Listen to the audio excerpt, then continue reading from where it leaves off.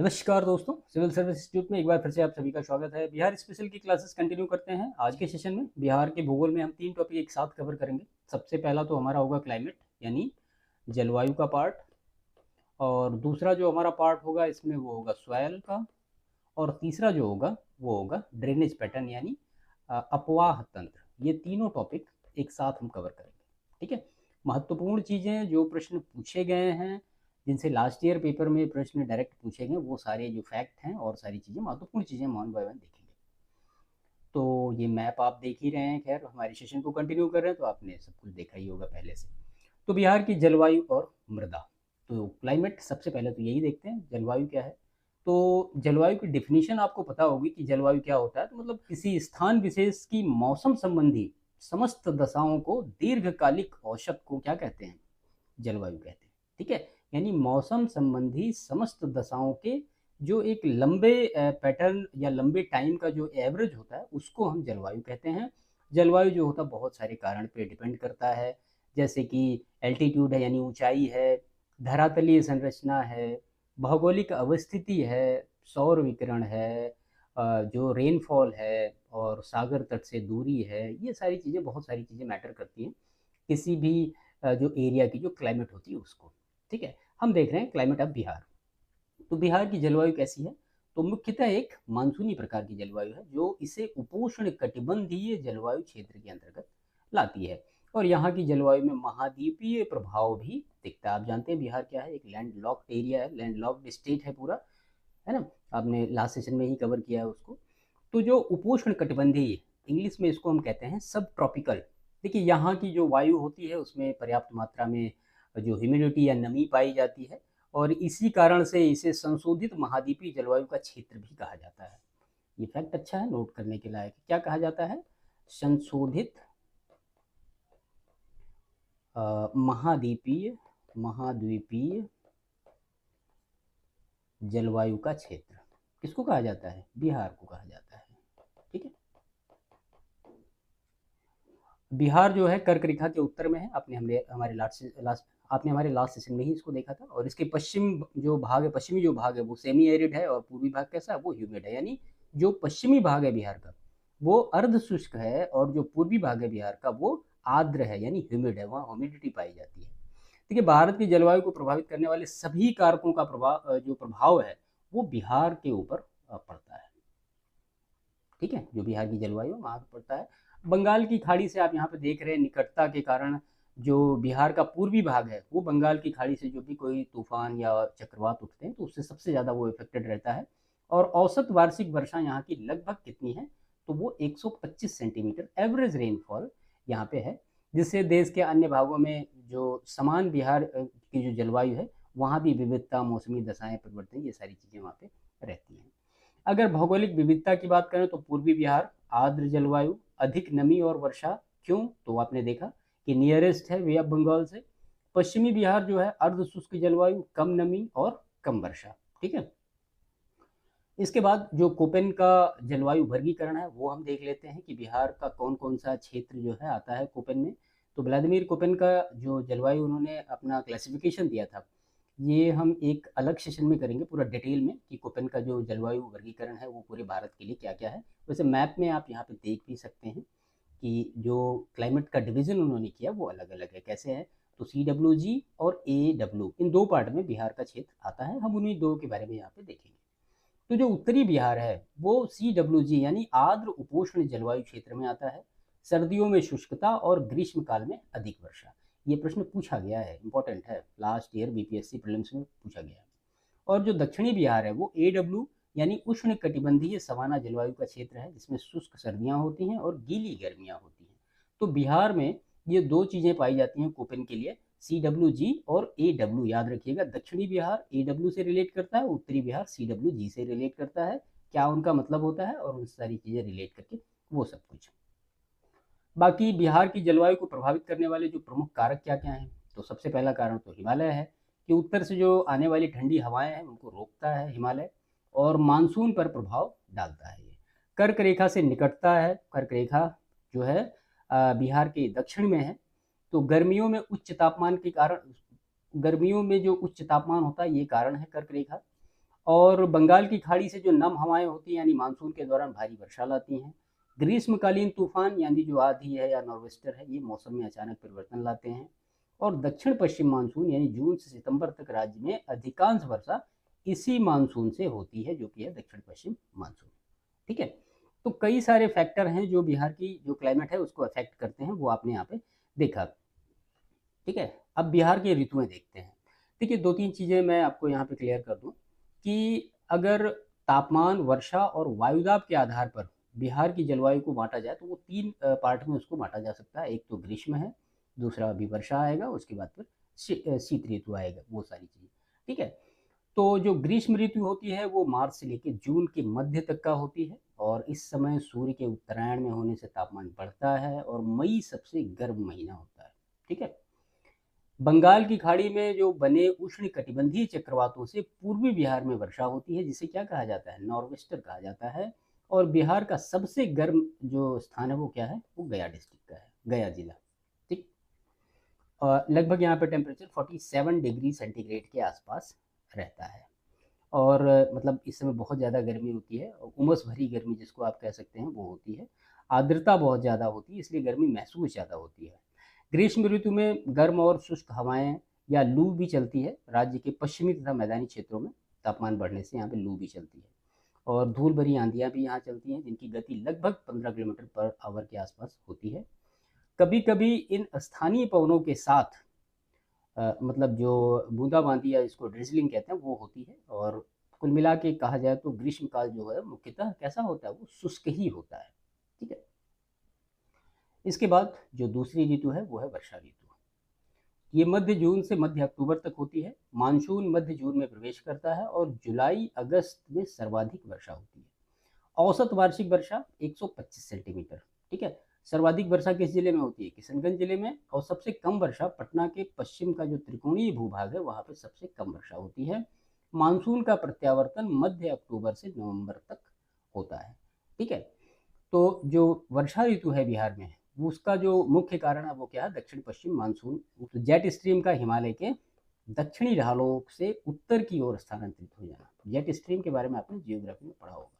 ठीक है, तो ये मेन कारण है इसका। अगर आप वर्षा का वितरण देखें तो आप यहाँ मैप में भी देख रहे हैं। अब कुछ महत्वपूर्ण चीज़ें और मैं आपको यहाँ पे बता दूँ। देखिए, बिहार में जो वर्षा है वो प्रायः उत्तर से दक्षिण, इसको नोट कर लीजिए, इंपॉर्टेंट फैक्ट है। तो वर्षा जो है वो उत्तर से दक्षिण और पूर्व से पश्चिम के ओर क्या होती है, वर्षा की मात्रा घटती जाती है, याद रखिएगा। ठीक है, और बिहार में पूर्व से पश्चिम की ओर वर्षा का वितरण क्या है, तो पूर्व में सबसे पहले पूर्णिया, पटना, सहरसा, औरंगाबाद, यहाँ से इसे धीरे धीरे घटता जाता है। और बिहार में सबसे अधिक वर्षा जो होती है वो होती है उत्तर पूर्वी और तराई क्षेत्र में। ठीक है, और आप ये कह सकते हैं कि मैदानी भागों में लगभग 120 से 140 सेंटीमीटर की वर्षा होती है, पश्चिमी भागों में सबसे कम यानी 100 से 110 सेंटीमीटर, और उत्तर पूर्वी भागों और तराई भागों में या पूर्वी भागों में आप कह सकते हैं तो वहाँ पे 180 सेंटीमीटर के आसपास वर्षा होती है। सबसे अधिक वर्षा हमने बताया आपको किशनगंज जिले में होती है, लगभग 205 सेंटीमीटर के आसपास। और सबसे कम वर्षा जो है पटना के पश्चिमी त्रिकोण का जो क्षेत्र है वहाँ पे होता है, या औरंगाबाद का क्षेत्र आप कह सकते हैं। ठीक है, औरंगाबाद का जो जिला है वहाँ पे होती है 101 सेंटीमीटर के आसपास। ठीक है, 15 अक्टूबर के आसपास मानसून का निवर्तन हो जाता है, यानी मानसून लौटने लगता है, रिट्रीट ऑफ मानसून जिसको कहते हैं। इसके बाद शीत ऋतु। तो इस समय जो पश्चिमी विक्षोभ भूमध्य सागरीय चक्रवात से झंझावाती वर्षा होती है, जो रबी की फसलों के लिए लाभकारी होती है। ठीक है, वेस्टर्न डिस्टर्बेंस के बारे में भी आपने अपनी जियोग्राफी में पढ़ा होगा अच्छी तरीके से। जनवरी में औसत न्यूनतम तापमान लगभग 7.5 डिग्री सेल्सियस तक पहुंच जाता है। ठीक है, अब बिहार में जो शीत ऋतु होती है उसमें वर्षा लगभग 5 से लेकर 10% के आसपास वर्षा होती है शीत ऋतु में। औसत तापमान जो है वो आपने देखा 7.5 डिग्री सेंटीग्रेड के आसपास रहता है। और जो औसत तापमान है वो 16 डिग्री के, जो एवरेज टेम्परेचर है वो 16 डिग्री सेंटीग्रेड के आसपास रहता है, और जो न्यूनतम है वो 7.5 डिग्री सेंटीग्रेड के आसपास ये होता है। ठीक है, तो ये बिहार की ऋतुओं के बारे में, यानी बिहार का जो क्लाइमेट था वो हमने यहाँ पे देखा। अब देखिए इससे प्रश्न कैसे पूछे जाते हैं। सिंपल से प्रश्न होते हैं कि बिहार का सबसे गर्म स्थान कौन सा है, या बिहार का कौन सा जिला सबसे ज़्यादा वर्षा प्राप्त करता है, चार पांच ऑप्शन आपको मिल जाएंगे। बिहार में सर्वाधिक वर्षा किन महीनों में होती है, ऐसे ऐसे प्रश्न पूछे गए हैं लास्ट ईयर बीपीएससी के प्रीलिम्स परीक्षा में। बिहार के किस जिले में न्यूनतम वर्षा होती है, ठीक है। तो ये इस तरह से बाकी जो कंसेप्ट वाले प्रश्न हैं वो भी हमने आपको यहाँ पे बताया। आप कॉन्सेप्ट के हिसाब से भी अगर मान लिया कथन के हिसाब से प्रश्न पूछे जा रहे हैं तो भी आप उनका आसानी से जवाब दे सकते हैं। चलिए इसके दूसरे पार्ट को हम देखते हैं जो कि है बिहार की मृदा यानी सॉइल ऑफ बिहार, ठीक है। अब मृदा की डिफिनीशन मतलब कि खनिज पदार्थ है, कार्बनिक अकार्बनिक पदार्थ, जल है, इन सारी चीज़ों को मतलब आप ये कह सकते हैं कॉम्प्लेक्स मिक्सचर होता है जिनसे पृथ्वी की ऊपरी पतली सतह का निर्माण होता है, उसी को हम मृदा कहते हैं। मृदा के निर्माण में कौन कौन सी चीज़ें होती हैं, तो ह्यूमिडिटी है, रेनफॉल है, टेम्परेचर है, क्लाइमेट बहुत सारे जो मैटर करती हैं, है ना। और जो रॉक्स हैं या फिर जो रिलीफ हैं या फिर जो वेदरिंग है मतलब अपक्षय है या डिकम्पोजिशन यानी अपघटन, ये सारी बहुत सारे फैक्टर होते हैं जो मृदा के निर्माण को प्रभावित करते हैं। मृदा एक बहुमूल्य प्राकृतिक संसाधन है और विश्व की विभिन्न सभ्यताओं के विकास के लिए महत्वपूर्ण योगदान भी इसका है। मृदा जाहिर सी बात है कृषि के लिए बहुत महत्वपूर्ण है, पशुपालन के लिए बहुत महत्वपूर्ण है, वनस्पतियों का जो उगना और सारी चीज़ें ये सब मृदा पर ही निर्भर करता है। सॉइल ऑफ बिहार के बारे में बात करेंगे हम यहाँ पे। तो बिहार सरकार के कृषि अनुसंधान विभाग ने भौतिक, रासायनिक और संरचनात्मक विशेषताओं के आधार पर राज्य की मृदा को 3 भागों में बांटा है। तो गंगा के उत्तरी मैदान की मृदा, गंगा के दक्षिणी मैदान की मृदा और दक्षिणी पठार की मृदा। तो तीन पार्टों में ही सब कुछ है। बिहार राज्य की अगर आप देखें तो लगभग 90% एरिया में जो है वो कैसी मृदा है, वो एलुवियल सॉइल है यानी जलोढ़ मृदा पाई जाती है, ठीक है। और गंगा नदी के उत्तर तथा दक्षिण में जलोढ़ जो मैदान के निर्माण हुए वो इसी नदियों के द्वारा ही लाए गए मतलब आप कह सकते हैं कि सेडिमेंट हैं या फिर जो उसके निक्षेप हैं, डिपोजिशन, इन सब के द्वारा ही हुआ है।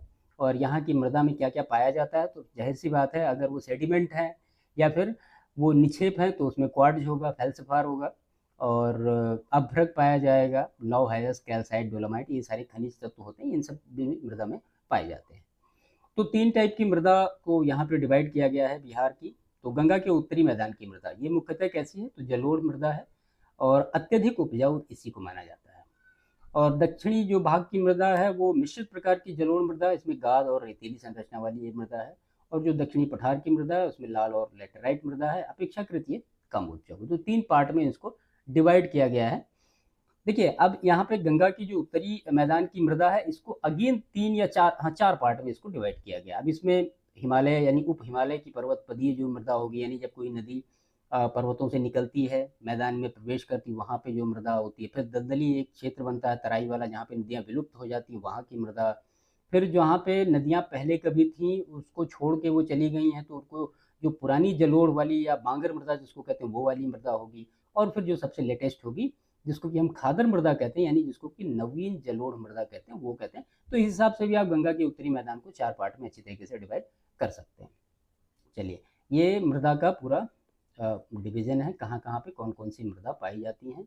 ये पूरा तराई का रीजन है, आप मैप से देख के अच्छी तरीके से समझ सकते हैं इसको।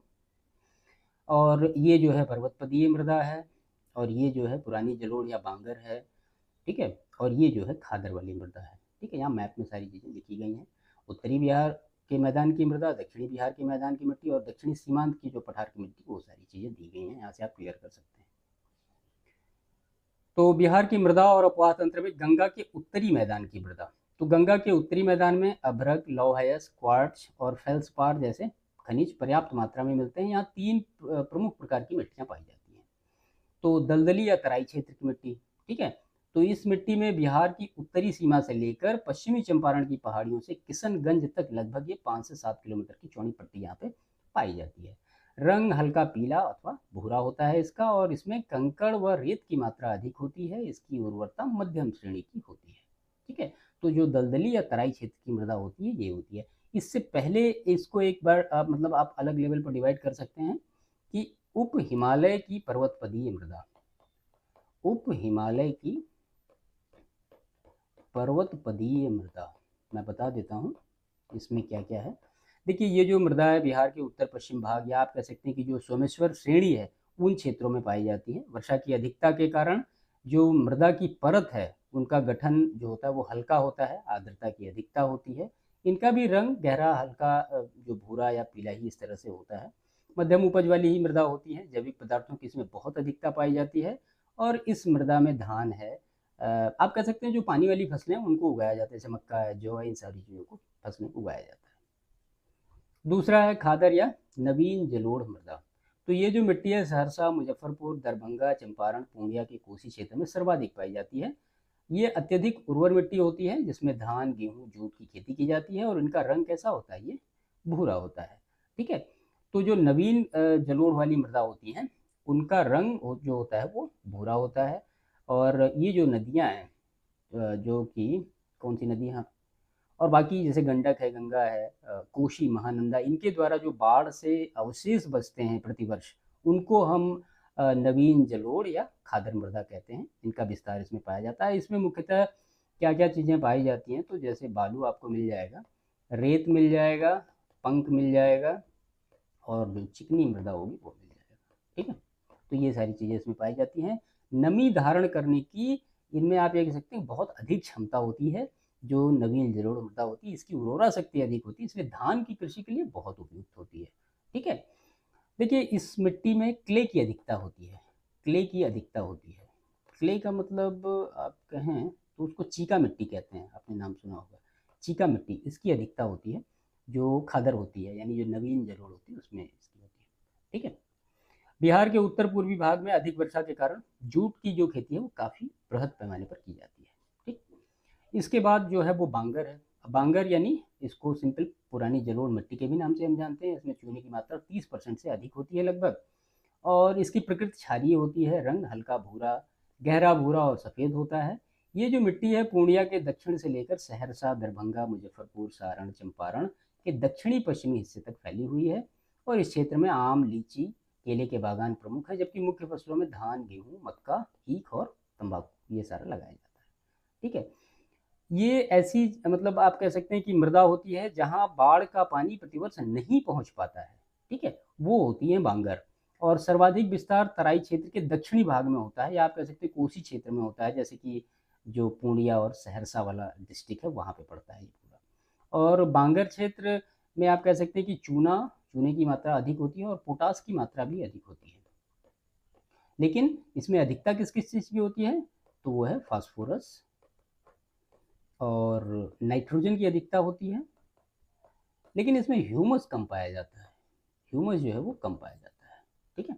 नवीन जलोढ़ में आपने देखा ह्यूमस ज़्यादा पाया जाता था। उर्वरा शक्ति इसकी भी अधिक होती है, ऐसा नहीं है कि नहीं अधिक होती है। ठीक है। तो ये सारी चीज़ें हैं।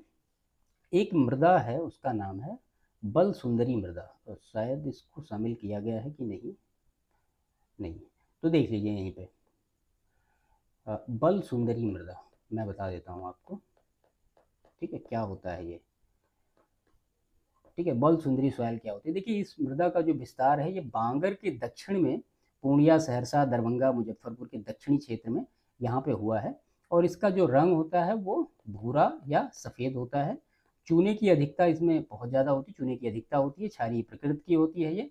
मक्का, गन्ना, धान, गेहूँ, तंबाकू इन सब चीज़ों के लिए काफ़ी उपयुक्त होती है बल सुंदरी मृदा। ठीक है। इसके बाद है गंगा के जो दक्षिणी मैदान की मृदा है वो क्या क्या होती है। ठीक है। तो गंगा के जो दक्षिणी मैदान की मृदा है इसमें 3 प्रकार की मिट्टियों इसमें प्रमुख पाई जाती हैं। तो सबसे पहला इसमें जो है वो ताल की मिट्टी है। ठीक है। या कहीं कहीं पे इसको टाल लिखा जाता है, तो दोनों ही चीज़ें आप समझते रहिए, टाल या ताल एक ही बात है। तो ये जो मिट्टी है गंगा के दक्षिणी तट पर 8 से 10 किलोमीटर की चौड़ी पट्टी में मिलती है, जिसे ताल कहा जाता है। और ये धूसर रंग की महीन से मोटे कणों वाली और अत्यधिक उर्वर होती है। रबी की फसल के लिए ये श्रेष्ठ मानी जाती है। ठीक है। या आप ये कह सकते हैं कि जो इसका विस्तार है वो बक्सर से भागलपुर तक लगभग ये पाया जाता है, 8 से 10 किलोमीटर के आसपास। पश्चिम से पूरब की ओर इसकी चौड़ाई कम होती चली जाती है। और ये निम्न भूमि क्षेत्र है, जो कि वर्षा काल यानी जब वर्षा होती है तो अधिकतर ये जलमग्न ही पूरा रहता है। गंगा के दक्षिणी तटबंध में जो दक्षिण में निम्न भूमि का क्षेत्र होता है, जहाँ पे वर्षा ऋतु में पानी भर जाता है, उसी को हम क्या कहते हैं, टाल या तालाब या ताल, जो भी मतलब अलग अलग क्षेत्र के लिए उसका यूज करते हैं, उसको ताल क्षेत्र कहते हैं। मिट्टी अगर देखें यहाँ पे तो जो होती है वो मोटे कण वाली होती है, भारी होती है, और लोमी और जो क्ले सॉइल होती है यानी दोमट और चीका मिट्टी की अधिकता होती है, या आप कह सकते हैं उसमें ज़्यादा पाया जाता है। और ये जो मृदा है दलहन उत्पादन के लिए प्रसिद्ध है। किसके लिए, दलहन उत्पादन के लिए ये प्रसिद्ध है। कौन सी? ताल मिट्टी या टाल मिट्टी।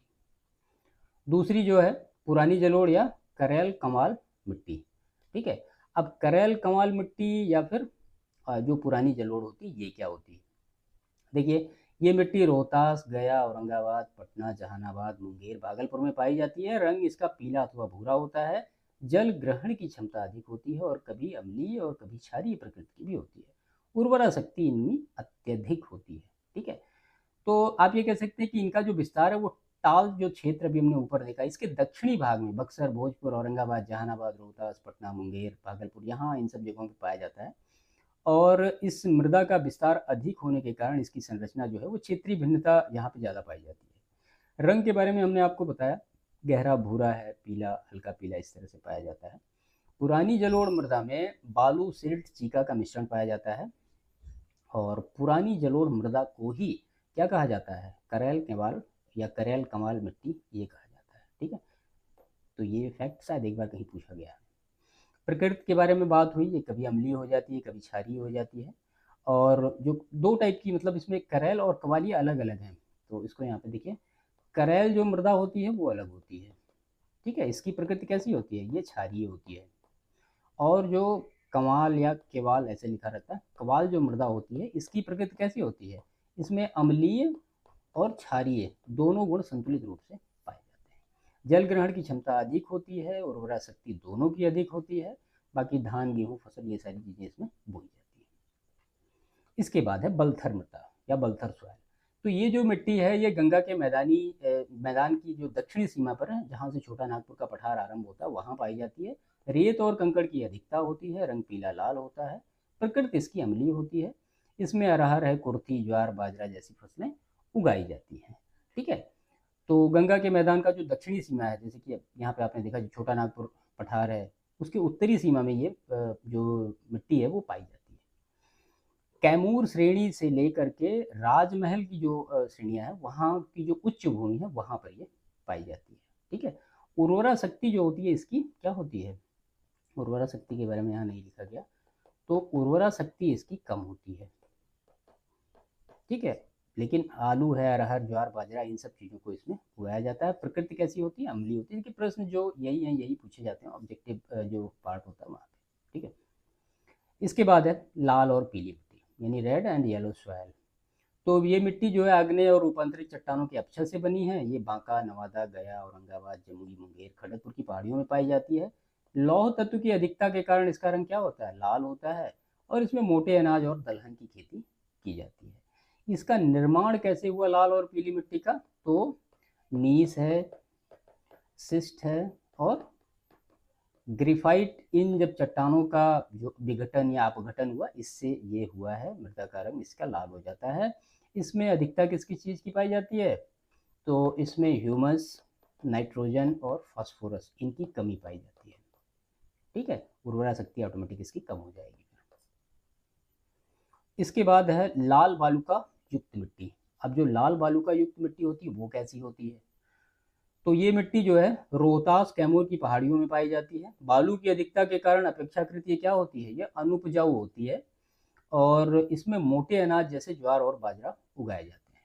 ठीक है, या इसको इंग्लिश में कहा जाता है रेड सैंडी सॉइल, यानी लाल बलुई मृदा के नाम से भी इसको जाना जाता है। ये जो दक्षिण का संकीर्ण पठारी वाला भाग है ना, उसको दो पार्ट में इसको डिवाइड किया गया है। तो ये कुछ जो मृदा के पार्ट थे बिहार में, वो हमने यहाँ पे देखे। एक मृदा और यहाँ पे छूट गई है, वो नोट नहीं हो पाया है, उसको कहा जाता है कगारी मृदा।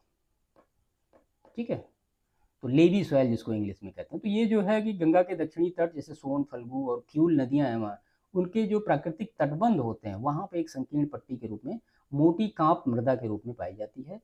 चूना प्रधान मृदा है ये। ठीक है, चूना प्रधान मृदा है। इसका जो गठन है वो हल्का और रंग कैसा होता है? वो ब्राउन होता है, यानी भूरा होता है। इसमें जौ, सरसों, साग सब्जी, मक्का, इन सारी चीज़ों की खेती की जाती है। इसके बाद अब इसमें देखते हैं कि जो मृदा संरक्षण के उपाय क्या क्या हैं। तो परती भूमि पर वृक्ष लगाना और घास लगाना, और पर्वतीय ढालों पर जो वृक्षारोपण करना, ये सारी चीज़ें हैं। ठीक है, तो ये मृदा के बारे में हमने देखा। और भी एक दो टाइप की मृदा है, जैसे कि प्रवाही या फिर अपोड़ मृदा क्या होती है, अवशिष्ट मृदा क्या होती है, ये सारी चीज़ें। तो खैर इतना ही इसमें ठीक है। इसके बाद अब इससे प्रश्न कैसे पूछे जाते हैं, तो इससे जो प्रश्न पूछे जाते हैं वो इस तरह की कि बिहार के लगभग कितने प्रतिशत क्षेत्रफल पर एलुवियल सॉइल पाई जाती है, तो हमने ऊपर देखा 90% पे। बिहार की मृदा का विभाजन कितने भागों में किया गया है ना, तो वो आपने देखा 3 भागों में किया गया है, 2 गंगा के हो गए, एक दक्षिणी का, गंगा के दक्षिण का पठार हो गया। या फिर धान और जूट के लिए कौन सी मृदा उपयुक्त होती है। इस तरह से अलग अलग टाइप के ऑब्जेक्टिव जो प्रश्न बना के पूछे जाते हैं। करेल कवाल मृदा का विस्तार कहाँ पाया जाता है, इस तरह से पूछ लिया जाता है। तो इस टाइप के जो प्रश्न हैं इनको इस लेवल पे प्रिपेयर करिए आप। और इसमें है परिरेखीय जुताई या पट्टी कृषि, ढालों पर सीढ़ीनुमा खेत बनाना, अवनालिका अपरदन से रोकने के लिए अवरोधक बांध बनाना, फसल चक्र अपनाना, अतिचारण पर नियंत्रण, वायु रोधक प्रणाली के वृक्षारोपण। तो ये सारे जो है मृदा संरक्षण के उपाय थे जिनको आपको जानने चाहिए। ठीक है, ये आप यहाँ पे देख रहे हैं, इसका तो ये ड्रेनेज पैटर्न है पूरा, जो कि हम यहाँ पे अब देखते हैं ड्रेनेज पैटर्न क्या क्या है। ठीक है, तो ये पूरा आप देख रहे हैं गंगा नदी है ना, ये ऐसे ऐसे मैप में भी आपको दिख रहा है। चलिए, तो बिहार का जो अपवाह तंत्र या ड्रेनेज सिस्टम है, तो बिहार का अपवाह तंत्र नदियों, झीलों, आर्द्र भूमियों, जलप्रपातों और गर्म जल कुंडों से बना है। यहाँ सिंचाई में नहरें, नलकूप, तालाब और कुओं के माध्यम से ये सारी चीज़ें की जाती हैं। सबसे पहले जो है आप कहें कि सबसे इम्पोर्टेंट जो नदी है वो है गंगा नदी। देखिए, बिहार की नदियों को अगर आप वर्गीकृत करें तो 2 पार्ट में आप उनको डिवाइड कर सकते हैं, उत्तर बिहार की नदियाँ और फिर दक्षिण बिहार की नदियाँ। फिगर से भी आपको ये लग रहा होगा। ठीक है, ये उत्तर बिहार की नदियाँ, ये दक्षिण बिहार की नदियाँ। अलग अलग आप चीज़ों को करके पढ़ेंगे तो चीज़ें क्लियर रहेंगी। अब उत्तर बिहार की नदियों में, तो जो उत्तर बिहार की जो नदियाँ प्रवाहित होती हैं वो सभी कहाँ से निकलती हैं, वो हिमालय से निकलती हैं, वहाँ हिमालय की पर्वत श्रेणियों से निकलती हैं। इनमें कौन कौन सी नदियाँ आएंगी, तो घाघरा आ जाएगी, गंडक है, बूढ़ी गंडक है, बागमती है, कोसी, महानंदा, ये सारी प्रमुख नदियाँ हैं। और ये कैसी होती हैं, ये सतत वाहिनी नदियाँ होती हैं, जिनमें वर्षा ऋतु के वर्षा तथा ग्रीष्म ऋतु इन सब चीज़ों से कोई प्रभाव नहीं पड़ता है। ठीक है, ये सतत वाहिनी नदियाँ हैं। घाघरा, गंडक और कर्मनाशा नदियाँ जो हैं, ये इंपॉर्टेंट फैक्ट है, इसको नोट कर लीजिए। घाघरा, गंडक और कर्मनाशा, ये तीनों नदियाँ बिहार और उत्तर प्रदेश के बीच में बाउंड्री जो है उनकी शेयर हो रही है, बिहार और यूपी के बीच में सीमा बनाती हैं। ठीक है, 3 नदियों के नाम इनको याद रखिएगा। तो इसमें सबसे पहला गंगा, तो गंगोत्री हिमनद से ये उत्तराखंड से निकलती हैं। बिहार में इसकी लंबाई कितनी है, 445 किलोमीटर। कुल लंबाई कितनी है, तो वो है 2525 किलोमीटर।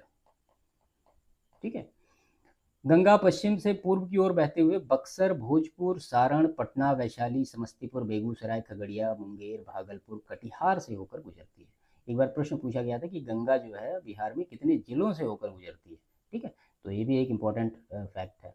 देखिए, ये जो नदी है गंगा, ये चौसा, बक्सर के निकट बिहार में प्रवेश करती है और बिहार के मध्य भाग में पश्चिम से पूर्व की ओर प्रवाहित होती है। इसका कुल प्रवाह क्षेत्र अगर देखें तो 15,165 स्क्वायर किलोमीटर यानी वर्ग किलोमीटर का है। ठीक है, अब इसमें बाएं से यानी उत्तर से मिलने वाली प्रमुख नदियां कौन कौन सी हैं, तो घाघरा, गंडक, बागमती, बलान, बूढ़ी गंडक, कोसी, कमला और महानंदा। ऐसे ही जो दाएं से मिलने वाली नदियां कौन कौन सी हैं, तो सोन है, कर्मनाशा, पुनपुन और क्यूल। ये जो है ये दक्षिण से मिलती हैं या दाएं से मिलती हैं। फल्गु को भी इसमें ऐड कर लीजिए, फल्गु को। ठीक है, इसके बाद पटना में गंगा का सबसे लंबा विस्तार है, लगभग 99 किलोमीटर का ये विस्तार है। बिहार में जो गंगा नदी का ढाल आप देखें तो बहुत मंद है, इसीलिए जो वर्षा के दिनों में यहाँ पे प्रतिवर्ष बाढ़ की समस्या लगभग उत्पन्न हो जाती है। और गंगा और उसकी उत्तर दिशा की ओर यानी जो बाएं से मिलने वाली जो नदियां हैं, ये उत्तर बिहार के मैदान को बाढ़ से यहाँ पे मतलब सर्वाधिक ये ग्रस्त क्षेत्र रहता है, जो उत्तर बिहार का मैदान है बाढ़ से। ठीक है, बिहार से जो गंगा नदी है ये झारखंड के साहिबगंज जिले में सीमा रेखा बनाते हुए पश्चिम बंगाल राज्य में ये प्रवेश करती है। और फिर बिहार में गंगा नदी यातायात और व्यापार इन सब चीज़ों के लिए एक उत्तम साधन मानी जाती है। और लगभग राज्य के सभी भागों में ये कैसी है, ये नौका गम्य है। गंगा नदी के किनारे जो बिहार के प्रमुख जिले कौन कौन से वो हमने आपको यहाँ पे बताया।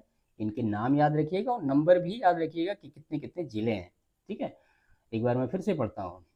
बक्सर, भोजपुर, सारण, पटना, वैशाली, समस्तीपुर, बेगूसराय, खगड़िया, मुंगेर, भागलपुर और कटिहार। इसके बाद घाघरा रिवर, घाघरा या सरयू जिसको कहते हैं। उद्गम इसका मापचोचुंग हिमनद, मानसरोवर झील के पास तिब्बत में। बिहार में इसकी लंबाई 83 किलोमीटर और ये दरौली सीवान से बिहार में प्रवेश करके रेविलगंज यानी सारण के पास गंगा में मिल जाती है। अयोध्या जो है सरयू नदी के किनारे बसा एक प्रमुख धार्मिक स्थल है। राप्ती इसकी सबसे बड़ी सहायक नदी है घाघरा की। ठीक है, तो राप्ती नदी क्या है, इसकी सबसे बड़ी सहायक नदी है घाघरा की।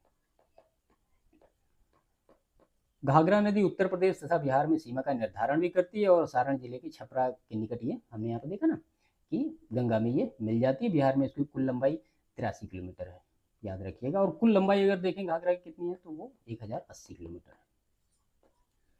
अब इसके बाद आता है सोन नदी, लेकिन सोन नदी तो दक्षिणी बिहार की नदी में आएगा। ठीक है, खैर यहाँ पे देख लेते हैं। वैसे ये दक्षिणी बिहार की जो नदियाँ उसमें ये आएगा। इसके बाद यहाँ गंडक उत्तर में आएगा। ये जो है, जो हमने 2 डिवीजन किया था ना कि उत्तर बिहार की जो नदियाँ हैं वो और दक्षिणी बिहार की जो नदियाँ हैं वो, तो सोन नदी जो है दक्षिणी बिहार की नदी में आएगा। खैर देख ही लेते हैं, अब आ गया तो उद्गम इसका अमरकंटक मध्य प्रदेश में। बिहार में लंबाई 202 किलोमीटर, कुल लंबाई 784 किलोमीटर। और ये जो है रोहतास से प्रवेश करके पटना के पास गंगा में मिलती है। प्रमुख सहायक नदियाँ गोपद, कनहर, उत्तरी, कोयल और रिहंद है। ये बिहार के रोहतास जिले में प्रवेश करती है। कुल लंबाई आपने देखी 784 और बिहार में 202 किलोमीटर है। जो ट्रिब्यूटरीज हैं वो भी आपने यहाँ पे देखी। देखिए दक्षिण पश्चिम बिहार की प्रमुख जो सिंचाई परियोजनाएं हैं, डेहरी बांध का निर्माण इसी नदी पर किया गया है। डेहरी बांध का निर्माण, ठीक है, इसी नदी पर किया गया है। क्लियर हुआ? चलिए इसके बाद जो है ये गंडक। तो गंडक जो है ये उत्तरी बिहार की नदियां हैं, वो बीच में एक दक्षिणी बिहार का आ गया था। तो गंडक रिवर तो उद्गम नेपाल से बिहार में प्रवेश होता है भैंसा लोटन पश्चिमी चंपारण में। इसका अन्य नाम है सप्तगंडकी नारायणी सदानीरा। बिहार में लंबाई 260 किलोमीटर और ये पश्चिमी चंपारण, गोपालगंज, सारण, मुजफ्फरपुर से होकर बहती हुई हाजीपुर यानी वैशाली के पास गंगा नदी में मिल जाती है। प्रमुख इसकी जो संरचनाएं हैं वो वाल्मीकि नगर बैराज और त्रिवेणी नहर वो इसी पर बना हुआ है। ठीक है, देखिए गंडक नदी जो है वाल्मीकि नगर क्योंकि पश्चिमी चंपारण है वहाँ पे प्रवेश करती है। ठीक है, और इसके अन्य नाम आपने यहाँ पे देखे ही, जो क्या क्या है, सप्तगंडकी इसको कहा जाता है, नारायणी कहा जाता है, सदा नीरा कहा जाता है, शालिग्रामी भी कहा जाता है, इसको काली गंडक के नाम से भी इसको जाना जाता है। ठीक है, जो अन्नपूर्णा श्रेणी है वहां से निकलती है नेपाल में। देखिए गंडक नदी बिहार में बाढ़ के लिए जानी जाती थी पहले, लेकिन बाद में जब ये बांध या बैराज बन गया, वाल्मीकि नगर बांध या डैम, तो इससे मतलब फिर जो बाढ़ की समस्या है उससे मतलब नियंत्रण कर लिया गया है, जो कि गंडक नदी की एक प्रमुख समस्या थी। इसके बाद है बूढ़ी गंडक, ये भी उत्तरी बिहार की ही प्रमुख नदियां हैं। तो इसे गंडक की परित्यक्ता धारा माना जाता है। उद्गम इसका चौतरवा चौर पश्चिमी चंपारण में, और ये पश्चिमी चंपारण, पूर्वी चंपारण, मुजफ्फरपुर, समस्तीपुर, बेगूसराय और खगड़िया में बहती हुई गंगा नदी में मिल जाती है। प्रमुख सहायक नदियों देखो तो इसमें आपको मिलेगी बागमती, इसकी मुख्य सहायक नदी है। मसान है, बालोर है, पंडई है, डंडा है, सिकटा, तिऊर, धनौत, कोहरा और तिलावे और अंजान कोटे, ये सब इसकी बूढ़ी गंडक की ट्रिब्यूटरीज हैं जो बहती हैं। बिहार में आने वाली हिमालय से जो नदी है वो सबसे लंबी सहायक नदी 320 किलोमीटर की वो यही है। इसका प्रवाह क्षेत्र लगभग 9601 वर्ग किलोमीटर के आसपास है और उत्तरी बिहार में सबसे तीव्र प्रवाह वाली नदी है ये बूढ़ी गंडक। ठीक है, तीव्र प्रवाह वाली नदी इसको माना जाता है उत्तरी बिहार की। और प्रमुख सहायक नदी आपने देखा है यहाँ पे बागमती इसकी मुख्य सहायक नदी है, बाकी और जो यहाँ पे लिखी गई है डंडा, अंजान कोटी, ये सारी भी है। ठीक है, इसके बाद भी और रिवर्स हैं जिनके बारे में यहाँ पे नहीं आया है, लेकिन मैं आपको बता देता हूँ। एक तो नदी है बागमती, ठीक है, बागमती रिवर, बागमती नदी। तो ये नदी भी नेपाल के हिमालय श्रेणी मानी जो महाभारत श्रेणी है वहाँ से निकलकर बिहार में प्रवेश करती है और नेपाल की सबसे पवित्र नदी यही है। नेपाल की सबसे पवित्र नदी कौन सी है? बागमती नदी है। ठीक है, और नेपाल की राजधानी काठमांडू और पशुपतिनाथ मंदिर जो है वो इसी नदी के तट पर हैं। और बिहार में ये जो नदी है ये डेंग के निकट सीतामढ़ी जिले में प्रवेश करती है। डेंग, सीतामढ़ी, यहाँ पे ये बिहार में प्रवेश करती है और उसके बाद फिर मुजफ्फरपुर, दरभंगा, समस्तीपुर, बेगूसराय तक प्रवाहित होती है। ये नदी बेगूसराय में किससे मिलती है? बूढ़ी गंडक से मिलती है। ठीक है, तो ये नदी बूढ़ी गंडक से मिल जाती है। इसकी अगर सहायक नदियों की बात करें तो मैं आपको बता दूं, लाल बकैया है, छोटी बागमती है, जमुने, सिपरी, मनोहरा, कोला, विष्णुमती और लखनदेई, ये सारी बागमती की सहायक नदियां हैं। ठीक है। इसके बाद जो इम्पोर्टेंट रिवर है वो है कोशी। कोशी नदी, तो कोशी या कोशी नदी ये जो है नेपाल और तिब्बत की सीमा रेखा पर गोसाईथान चोटी से निकलती है। और ऋग्वेद में इस नदी का उल्लेख किस नाम से किया गया है? वो कौशिकी के नाम से किया गया है। कोशी नदी का नाम कौशिकी इसको कहा गया है। और नेपाल में इसे किस नाम से जाना जाता है? सप्तकोशी के नाम से नेपाल में इसको जाना जाता है। ठीक है। क्यों जाना जाता है भाई? तो क्योंकि ये 7 जो नदी धाराएं हैं उनके मिलने से बनी है, इसलिए ये कहा गया है। अब इनकी प्रमुख सहायक नदियां कौन कौन सी हैं? तो अरुण है, तामूर है, सुनकोशी है, दूध कोशी है, तमाकोशी है, इंद्रावती है, लिखू खोला है, ये सारी है। और कोसी की मुख्य धारा क्या है? तो अरुण और सुनकोशी, जो कि तिब्बत से निकलती है। तो ये सुपौल डिस्ट्रिक्ट से बिहार में प्रवेश करती हैं। भीमनगर एक जगह है, भीमनगर ये कहाँ है? सुपौल में। यहाँ से ये बिहार में एंट्री करती है और फिर कटिहार के निकट ये गंगा में मिल जाती है। ठीक है। और गंगा नदी में मिलने से पहले एक डेल्टा का निर्माण भी ये करती है। इसको मतलब बिहार का शोक इस नाम से जाना जाता है, बिहार का शोक के नाम से जाना जाता है कोशी नदी को, क्योंकि ये नदी पिछले लगभग 200 वर्षों में पूर्व से पश्चिम की ओर लगभग 150 से 200 किलोमीटर तक का स्थानांतरित हो गई। कुल लंबाई इसकी 730 किलोमीटर है, लेकिन बिहार में इसकी लंबाई कितनी आपको मिलेगी? 260 किलोमीटर मिलेगी। अपवाह क्षेत्र इसका 11,410 स्क्वायर किलोमीटर का है, कोसी रिवर का। ठीक है। इसके बाद और भी रिवर हैं। कमला रिवर, बस खाली सुन लीजिए। कमला नदी, उद्गम इसका नेपाल हिमालय में महाभारत श्रेणी से ही होता है और बिहार में ये प्रवेश करती है जयनगर से। जयनगर में एक जगह है, कहाँ की है ये? मधुबनी में है। ठीक है। मिथिला क्षेत्र में इस नदी को गंगा के समान ही पवित्र माना जाता है, कमला नदी को। ठीक है। मिथिला क्षेत्र में सहायक नदी तो देखें तो सोनी है, ढौरी है, बलान है, त्रिशूला है, ये है। कुल लंबाई 328 किलोमीटर की, बट बिहार में लंबाई कितनी है? 120 किलोमीटर की। बाद में ये अनेक धाराओं में विभाजित हो जाती है। इसकी एक धारा खगड़िया जिले में बागमती नदी से तथा जो प्रमुख कोशी धारा है वो कोशी नदी से मिल जाती है। और इसका जो ड्रेनेज पूरा पैटर्न देखें तो कितना? 4,488 स्क्वायर किलोमीटर का पूरा अपवाह तंत्र है इसका। इसके बाद जो नेक्स्ट नदी है, उत्तरी बिहार की नदी की बात हम कर रहे हैं अभी, महानंदा नदी। ठीक है। महानंदा नदी, इसकी जो उत्पत्ति होती है पश्चिम बंगाल के दार्जिलिंग जिले से, माँ हल्दीराम पहाड़ी यहाँ से होती है। और नौका घाट के निकट इसमें बलासोन नदी के मिलने से ये जो है भारत और बांग्लादेश की सीमा बनाते हुए पश्चिम बंगाल के बिहार किशनगंज जिले में यहाँ पे ये प्रवेश करती है। किशनगंज में इसकी जो सहायक नदी मिलती है उसका नाम है मेची। और महानंदा की जो प्रमुख सहायक नदियाँ हैं वो कौन कौन सी? तो मेची है, बलासोन है, कंकाई है, टेंगान है, नागर है, ये है। ठीक है।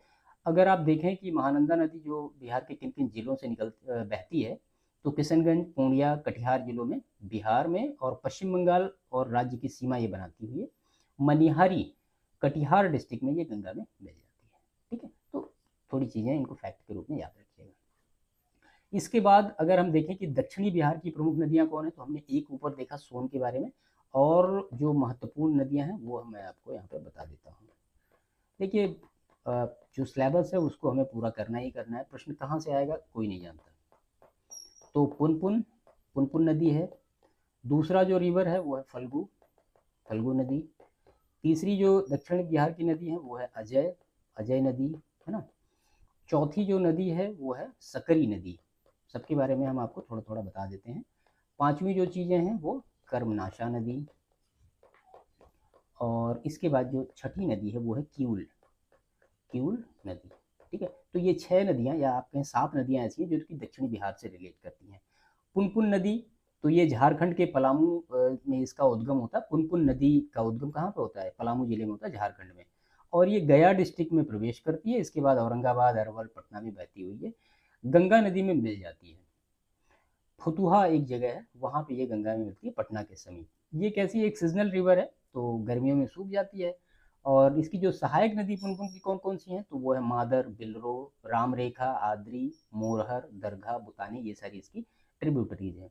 फल्गु रिवर को देखें तो छोटा नागपुर के जो पठार है वहाँ पे कई धाराओं के रूप में ये निकलती है। इसकी मुख्य धारा जो है वो है निरंजना या लीलाजन। इसी नदी के किनारे गौतम बुद्ध को ज्ञान प्राप्त हुआ था। ठीक है, बोध गया के निकट मोहना नदी के मिलने के बाद इसको नाम क्या दिया जाता है? फल्गु का नाम दिया जाता है। और बराबर की पहाड़ियों के पास ये दो और अलग अलग भागों में बंटकर अलग अलग शाखाओं में बंट जाती है।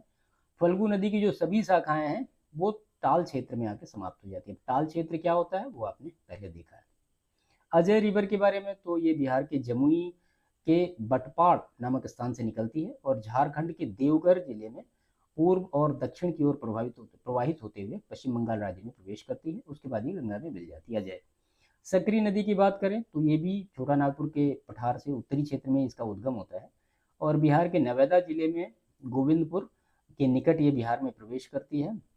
4 जिलों में बहती है सकरी, गया, नवादा, पटना, मुंगेर जिलों में प्रवाहित होती है।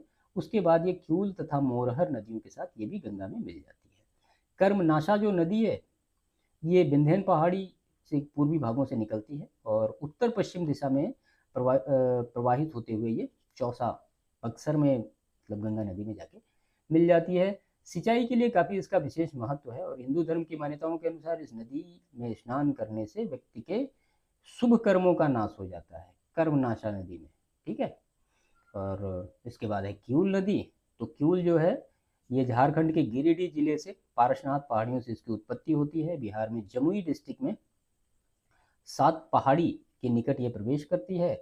सहायक नदियों की बात करें क्यूल के तो अंजन है, हरोहर है, बरनर और इत्यादि हैं। और सूरजगढ़ के निकट ये गंगा नदी में मिल जाती है। सूरजगढ़ कहाँ भाई? तो ये लखीसराय में है। ठीक है, तो ये कुछ उत्तर बिहार की प्रमुख नदियाँ थी और दक्षिण बिहार की प्रमुख नदियाँ थी, वो सारा हमने देखा। देखिए एक जो कंपैरिजन होता है कि उत्तर और दक्षिण बिहार की नदियों का एक कंपैरिजन आप थोड़ा सा करिए, तो इन सारी चीज़ों से थोड़ा सा एनालिसिस आप करेंगे, चीज़ों को थोड़ा एनालाइज करेंगे, चीज़ें आपको बेहतर तरीके से क्लियर होंगी। ठीक है, तो ये जियोग्राफी का हमारा सेकंड सेशन था जो कि बिहार का था। तो इसमें हमने 3 चीज़ें कवर की। एक तो पूरा ड्रेनेज पैटर्न देखा, सॉइल ऑफ बिहार देखा और फिर क्लाइमेट ऑफ बिहार देखा। ठीक है, तो वीडियो पसंद आया तो इसको लाइक ज़रूर करिएगा और इसके बारे में हमें कमेंट करिएगा। बाकी चैनल पर नए हैं तो चैनल को सब्सक्राइब भी कर लीजिए, बाकी दूसरों को शेयर भी कर दीजिए।